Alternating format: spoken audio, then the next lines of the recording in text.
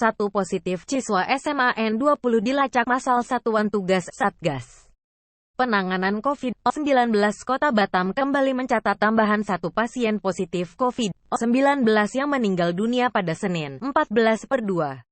Dengan demikian, total kematian di Kota Batam akibat COVID-19 telah mencapai 844 orang. Ya, update per hari ini terdapat penambahan satu orang pasien COVID-19 meninggal, ujar Ketua Bidang Kesehatan Tim Gugus Tugas COVID-19 Kota Batam Didi Kusmaryadi, Senin, 14/2. Bila melihat data Tim Gugus Tugas, penyebaran virus COVID-19 di Kota Batam semakin masif. Selain tambahan pasien meninggal, terdapat juga kasus baru yang angkanya mencapai 85 orang sepanjang 24 jam terakhir. Namun, pasien sembuh kemarin sebanyak 66 orang. Karena kasusnya kita bertambah, prokes 5M wajib dijalankan, ujar Didi. Sementara itu, satu siswa di SMA Negeri 20 Batam terkonfirmasi positif COVID-19. Sementara, kegiatan pembelajaran tatap muka TTM di sekolah tersebut dihentikan selama 7 hari dan kembali menerapkan pembelajaran secara daring. Kepala Sekolah SMAN 20 Batam, Adi Saputra, mengatakan, pihaknya mendapat informasi ada satu siswa kelas 12 yang terkonfirmasi positif COVID-19 pada Sabtu, 12/2 lalu. Sehingga pihak sekolah berkoordinasi dengan Dinas Pendidikan, Disdik, Provinsi Kepri Reporter, Rengga YULIAN Daerah, EGI DRI NSYAH, EUSEBUS Sara Editor, Rian Agung.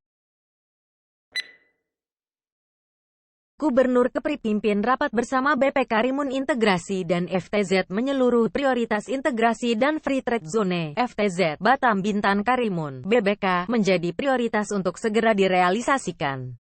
Gubernur Kepulauan Riau, Ansar Ahmad, menyampaikan setidaknya ada 3 tugas utama dalam rangka mengembangkan Badan Pengusahaan Kawasan Perdagangan Bebas dan Pelabuhan Bebas, KPBPB, atau Free Trade Zone, FTZ, di Kepri yang terdiri dari Badan Pengusahaan, BP, Batam, BP Bintan, termasuk Tanjung Pinang, dan BP Karimun.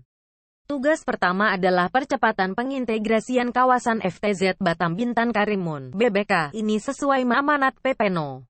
41 tahun 2021 yang mana sampai saat ini belum terrealisasi, kata Gubernur Ansar pada rapat bersama BP Kawasan Karimun di BP Kawasan Karimun, Senin, 14/2. Kemudian lanjut Gubernur Ansar yang juga Ketua Dewan Kawasan FTZ Batam, Bintan, dan Karimun, BBK, tugas kedua adalah mendorong percepatan FTZ menyeluruh, khusus di wilayah BP Bintan, termasuk Tanjung Pinang, dan BP Karimun yang saat ini wilayahnya masih terbatas. Sehingga fasilitas FTZ tidak hanya dapat dinikmati oleh pelaku investasi namun juga oleh masyarakat setempat. Ketidakpastian hukum para investor juga akan tereliminasi nantinya, lanjut Gubernur.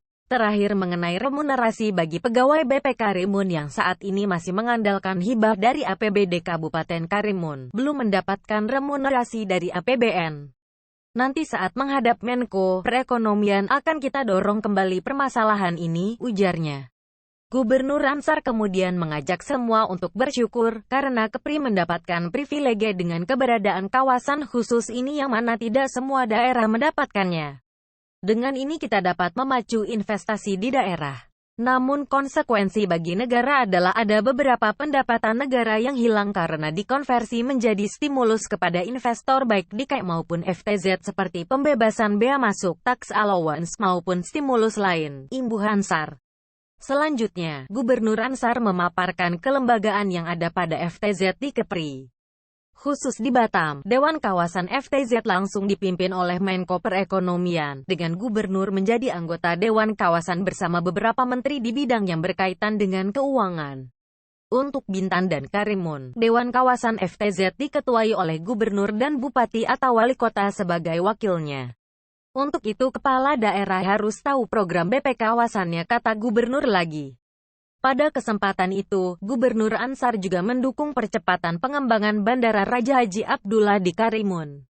Menurut Gubernur, walau lokasinya tidak berada di dalam kawasan FTZ, namun dengan adanya bandara merupakan kunci berkembangnya kawasan FTZ tersebut. Kawasan FTZ Karimun, yang sudah diberikan relaksasi di bidang fiskal dan perizinan, Hal ini tentu akan optimal jika didukung dengan prasarana transportasi yang memadai untuk mendorong pencapaian investasi, tutupnya. Turut menghadiri rapat ini Bupati Karimun Aunur Rafiq, Ketua DPRD Karimun Yusuf Sirat, Sekda Karimun M. Firmansyah, Staf Khusus Gubernur Nazarudin, Kepala BP Karimun Faisal Rizal, Kepala Bandara Raja Haji Abdullah Fanani Zuhri, Kepala OPD Provinsi Kepri dan Kepala OPD Kabupaten Karimun. Reporter, Sandi PRAMOSINTO Editor, Andriani Susilawati. Berobat BPJS Kesehatan cukup pakai KTP sudah disosialisasikan ke semua Vaskes Batam Kota, BP. Masyarakat Kota Batam yang ingin mendapat layanan BPJS Kesehatan, tak perlu lagi khawatir jika kehilangan kartu kepesertaan atau tidak memiliki mobil JKN. Sebab hanya dengan KTP, peserta JKN-Ki sudah bisa menikmati layanan BPJS Kesehatan. Cukup bawa KTP saja sudah bisa berobat, ujar Kabak SDM dan Umum BPJS Kesehatan Cabang Batam, Irfan Rahmadi, kepada Batam Pos, Senin, 14/2. Menurut dia, BPJS Kesehatan berkewajiban memberikan nomor identitas tunggal kepada peserta.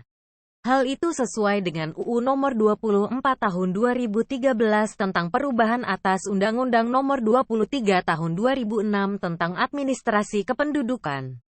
Pada pasal 1 angka 12 nomor induk kependudukan, selanjutnya disingkat NIK, adalah nomor identitas penduduk yang bersifat unik atau khas tunggal dan melekat pada seseorang yang terdaftar sebagai penduduk Indonesia. Pasal 64 NIK menjadi nomor identitas tunggal untuk semua urusan pelayanan publik. Kebijakan tersebut sudah mulai berlaku sejak Januari lalu. Namun, memang belum banyak masyarakat yang tahu informasi tersebut, imbuh Irfan. Dijelaskan Irfan, di Batam pihaknya sudah menyosialisasikan terkait kebijakan baru itu ke seluruh mitra yang bekerja sama dengan BPJS Kesehatan. Yang artinya, fasilitas kesehatan tingkat pertama hingga lanjutan, rumah sakit tipe C, B dan A, sudah menerima KTP sebagai pengganti kartu kepeserta JKN-KIS. Sudah semua mitra mengetahui informasi ini karena sudah kami sosialisasikan. Jadi, tak ada alasan menolak peserta yang tak bawa kartu JKN, tegasnya. Reporter, Yashinta Editor, Ratna IRTA TIK.